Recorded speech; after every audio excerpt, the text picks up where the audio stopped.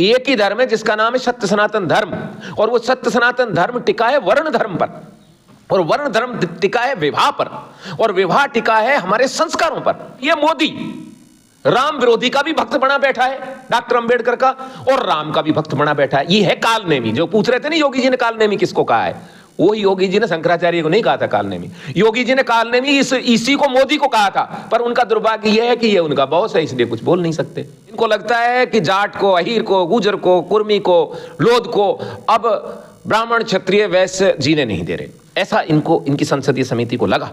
तब इन्होंने यूजीसी का ये भेदकारी नियमावली जारी की, और ये नियमावली जारी करके इन्होंने ये बात साबित कर दी कि 76 वर्ष में भी हम लोग इनका शोषण किए जा रहे हैं। तो मैं इनको एक सुझाव देता हूं, नहीं रुक रहा है ना शोषण तुमसे, तो तुम इनको एक अलग बाड़े में बंद करो और हमको अलग बाड़े में बंद करो। जैसे कि महिलाओं के विरुद्ध जब अपराध नहीं रुकते हैं तो को एजुकेशन बंद करके महिला कॉलेज अलग हो जाती है और पुरुषों के लिए अलग कॉलेज हो जाती है। तो भाई इनके लिए अलग स्कूल, अलग विश्वविद्यालय, अलग हॉस्पिटल, मैं तो कहता हूं अलग देश बनाओ, ताकि इनको पता तो चले 99% टैक्स हम देते हैं और उस टैक्स का 80 से 85% इनके ऊपर खर्च होता है। नमस्कार, आप देख रहे हैं अपनी मथुरा न्यूज। मैं हूं आपके साथ में प्रतीक चतुर्वेदी। देखिए, इस वक्त मेरे साथ में एक खास शख्स कुंवर राजेश सिंह अरूका जी मौजूद हैं, जो कि लगातार हिंदुओं के हित में लगातार कार्य करते रहते हैं। वही राम राज्य परिषद के भी राष्ट्रीय अध्यक्ष हैं। जानेंगे क्या कहेंगे इस पूरे प्रकरण को लेकर और यूजीसी कानून को लेकर। जी,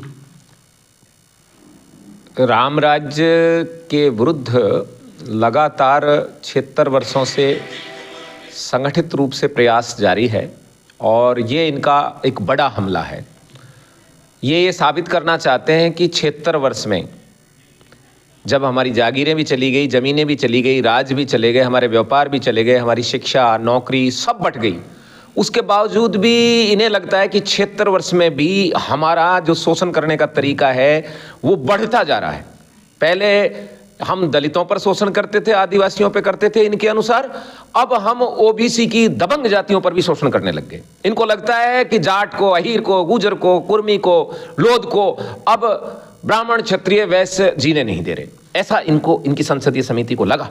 तब इन्होंने यूजीसी का ये भेदकारी नियमावली जारी की, और ये नियमावली जारी करके इन्होंने ये बात साबित कर दी कि 76 वर्ष में भी हम लोग इनका शोषण किए जा रहे हैं। तो मैं इनको एक सुझाव देता हूं, नहीं रुक रहा है ना शोषण तुमसे, तो तुम इनको एक अलग बाड़े में बंद करो और हमको अलग बाड़े में बंद करो। जैसे कि महिलाओं के विरुद्ध जब अपराध नहीं रुकते हैं तो को एजुकेशन बंद करके महिला कॉलेज अलग हो जाती है और पुरुषों के लिए अलग कॉलेज हो जाती है। तो भाई इनके लिए अलग स्कूल, अलग विश्वविद्यालय, अलग हॉस्पिटल, मैं तो कहता हूं अलग देश बनाओ, ताकि इनको पता तो चले 99% टैक्स हम देते हैं और उस टैक्स का 80 से 85% इनके ऊपर खर्च होता है। इनको घर चाहिए, इनको स्कॉलरशिप चाहिए, इनको पढ़ाई चाहिए, इनको ड्रेस चाहिए, इनको सब कुछ चाहिए, और हमारे जो मेहनतकश लोग हैं वो सब कुछ अपना देने के बावजूद भी इनकी पोजीशन ये है कि अभी ये कह रहे हैं कि हम शोषण करते हैं।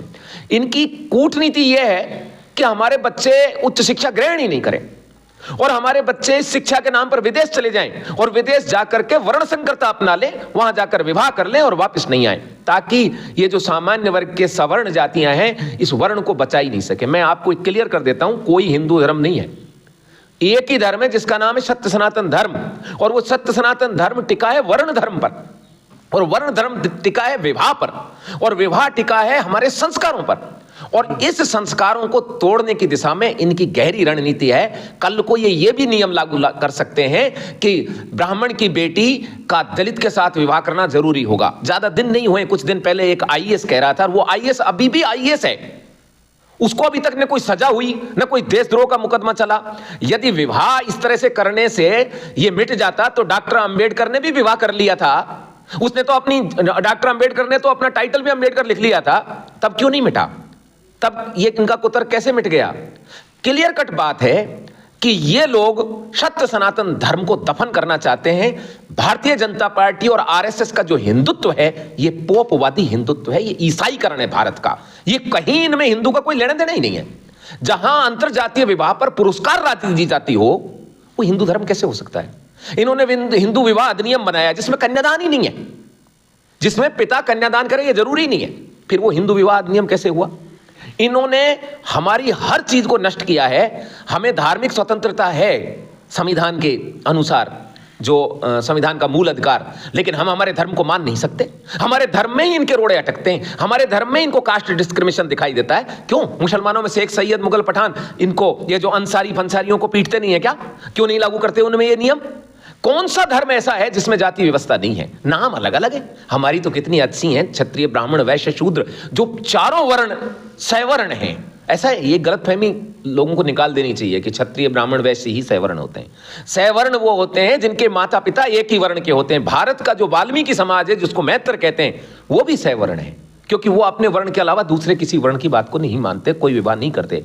हमारे भारत की जिनको ओबीसी कहते हैं, ये ओबीसी में जो नाई है, जो कुम्हार है, जो तेली है, जो धोबी है, जो माली है, ये सैवर्ण नहीं है क्या? अपने ही वर्ण में शादी विवाह करते हैं। ये सब सैवर्ण है, लेकिन ये बांटते जा रहे हैं और इन्होंने नए नाम दिए हैं, पिछड़ा, एसटी, एससी। ये क्या है? ये इसको क्षत्रिय ब्राह्मण वैश्य शूद्र से इनको क्या नफरत थी? तो मेरा कहने का मतलब ये है, अब ये आखिरी इनका दावा, इनका हमारे ऊपर आक्रमण है और हमारा बचाव पक्ष है कि यदि ये यूजीसी पर रोल बैक नहीं किया इन्होंने, तो इनको पूरा देश से वो ओली की तरह मर पिट के भागना पड़ेगा, जैसे नेपाल में हुआ है। और जिस तरीके से इन्होंने हमको रौंदा है, हमारी व्यवस्थाएं रौंदी है। ये कहते हैं इनके साथ रैगिंग होगी। मैं कहता हूं शिखा रखकर, जनेऊ रखकर, धोती कमीज पहनकर जाने वाले यूनिवर्सिटी के उस ब्राह्मण बच्चे के साथ रैगिंग होती है। उसके लिए इन्होंने कोई नियम नहीं बनाया। तिलक तराजू तलवार इनको मारो, जूते चार को कहने वाले के आरक्षण की समस्त अधिकार समाप्त हो जाएंगे। मैं कर दूंगा इसका यूजीसी का बिल का समर्थन। राम विरोधी और राम समर्थक दोनों एक नहीं हो सकते। और ये मोदी राम विरोधी का भी भक्त बना बैठा है, डॉक्टर अंबेडकर का, और राम का भी भक्त बना बैठा है। ये है कालनेमी। जो पूछ रहे थे ना योगी जी ने कालनेमी किसको कहा है, वो योगी जी ने शंकराचार्य को नहीं कहा था कालनेमी। योगी जी ने कालनेमी इसी को मोदी को कहा था, पर उनका दुर्भाग्य यह है कि ये उनका बॉस है, इसलिए कुछ बोल नहीं सकते। ये सारी यूजीसी फूजीसी योगी को रोकने के लिए ही है। ये सारा काम ये है कि हमने तो खाली मलाई, अब जो है ये बंद होना चाहिए 10-15 साल तक, फिर वही अप्पू टप्पू शासन में आ जाएंगे और फिर बिखर जाएगा। लेकिन अब हम ऐसा होने नहीं देंगे। पूज्य स्वामी जी ने आपको बता ही दिया है, इस देश का समस्त संत वर्ग, इस देश का समस्त योद्धा वर्ग, इस देश के समस्त व्यापारिक वर्ग, इस देश का समस्त मेहनतकश किसान अब कमर कस चुका है और आखिरी लड़ाई लड़ने के लिए तैयार है हम। ये कोई ज्यादा चक्कर वक्कर नहीं है। संवैधानिक मानेंगे तो मानेंगे, संवैधानिक नहीं तो असंवैधानिक पे भी जाएंगे। क्योंकि बात यदि मेरी होती तो मैं मान लेता, मेरे बच्चे के भविष्य की बात है, मैं नहीं मानूंगा। हमारी आने वाली नस्लों की बात है, नहीं मानेंगे हम, चाहे किसी भी हद तक जाएं। और ये कहते हैं संख्या भारी, संख्या भारी। और ये क्यों नहीं कहते कि जिसका जितना टैक्स में है भागीदारी, उसकी उतनी हो हिस्सेदारी। जिस पर खाने के लिए पैसे नहीं हैं, जिसको हम पाल रहे हैं, उसको मत का अधिकार क्यों? मत के अधिकार के लिए एक मिनिमम क्वालिफिकेशन कर दो। जो सेना की तनख्वाह देने के लिए टैक्स नहीं देता हो, उसको कोई मत का अधिकार नहीं होना चाहिए। उल्टा उसको पैसा दिया जाता है। उसका घर मैं बनवा रहा हूं, मेरे और आपके पैसे से बन रहा है, मेरे भाइयों के पैसे से बन रहा है। उसकी पढ़ाई हमारे द्वारा हो रही है और वो -40 नंबर लाएगा और 40 के बाद डॉक्टर बनेगा और मेरे इंजेक्शन घुसेड़ेगा। तो फिर तय कर दो कि राजनेताओं का सबका इलाज वो -40 वाले डॉक्टर ही करेंगे। नहीं, अब नहीं चलेगा, ये किसी भी हालत में नहीं चलेगा। यदि सरकार कोई भयंकर रक्त क्रांति नहीं चाहती तो संवैधानिक रूप से इसका हल कर ले और इसको तुरंत रोल बैक करे। 8 मार्च तो बहुत दूर की बात है। 8 मार्च तक तो हम तैयारी कर लेंगे, ये 7 मार्च को करेंगे तो हम बैक नहीं आएंगे। फिर 8 मार्च तो बहुत दूर की बात है। इनको इसी सेशन में, इस बजट सेशन में, या तो आज शाम को कर देना चाहिए, शाम को पहले, नहीं तो अगले वीक में इनको करना ही पड़ेगा। नहीं 15 फरवरी के बाद चाहे ये कर दें, फिर हमारी मांग हट जाएगी, ये यूजीसी रोल बैक नहीं होगी। फिर हमारी मांग होगी एट्रोसिटी बंद हो, हमारी मांग होगी जो टैक्स नहीं देता उसको मताधिकार नहीं हो, हमारी मांग होगी जिसने एक बार जातीय सूचक शब्द ब्राह्मण क्षत्रिय वैश्य शूद्र किसी को भी दिया हो, उसके देश से नागरिकता समाप्त हो। फिर हम आगे जाएंगे। तो ये आंदोलन अब यहां रुकने वाला है नहीं। साल देश को एक रूप से मानसिक गुलाम हुए हो गए 76 वर्ष। देश तो पहले भी आजादी था। अंग्रेजों के पास कितना सा हिस्सा था? 33% अंग्रेजों के पास था। ये बकवास करते हैं पूरा देश गुलाम था, गुलाम था। कहां था? मेवाड़ कब गुलाम था और किसका गुलाम था? प्रिंसली स्टेट कब गुलाम थे? राजस्थान में तो 1947 में कोई 15 अगस्त और ये स्वतंत्रता दिवस नहीं मनाया गया। 1 नवंबर 1956 तक तो सवाई मानसिंह द्वितीय राजस्थान के राज प्रमुख थे। 33% पे अंग्रेज थे जो उन्होंने मुगलों से लिया था, और ये इनको सौंप दिया, रियासतें हमने दे दी। अब ये हमारे मंदिरों पर कब्जा कर रहे हैं, अब हमारी व्यवस्थाओं पर कब्जा कर रहे हैं, हमारी शिक्षण संस्थानों पर कब्जा कर रहे हैं, हमारी आइडियोलॉजी को भी छेड़ रहे हैं। तो मेरा कहने का मतलब यह है कि 76 वर्ष से आप ब्राह्मणों के आरक्षण की बात कर रहे हैं, उनका माइनस आरक्षण है, वो कहीं दिख जाए मजाक बनती है। आज कोई भी ब्राह्मण कहीं भी प्रोताई करता नहीं मिलेगा। क्यों नहीं मिलेगा? उसकी बेइज्जती करते, उसको देखते ही उसका मखौल उड़ाते। अब आप कल्पना कीजिए, पिक्चरों में उसको विदूषक बना देते हैं। और अभी घूसखोर पंडित, या तो आप पंडित कह लो या घूसखोर कह लो, पंडित का मतलब तो विद्वान होता है। तो ये दोनों बात कैसे चलेंगी? कल को ये कहेंगे, आप देखना इनके ऐड देखो, ये राजाओं को बेइज्जत करते हैं, पंडितों को बेइज्जत करते हैं। हर फिल्म का डायलॉग है, जो बढ़िया आएगा, मारवाड़ी आएगा, उसको ये जरूर बेईमान दिखाएंगे। जबकि जितने ये शिक्षण संस्थान है ना, ये सब बणियों के द्वारा दिए गए डोनेशन से बने हैं।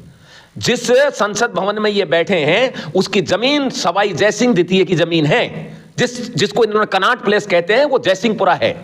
जब जयसिंह की यहां तक जागीर थी तो ये गुलाम कहां था? लेकिन इनको आदत है, अंग्रेजों के गुलाम थे, हम 5000 साल से गुलाम हैं। यार, ये इनका गुलामी की हद ही नहीं हो रही। 5000 साल से प्यासे ही मर रहे हैं।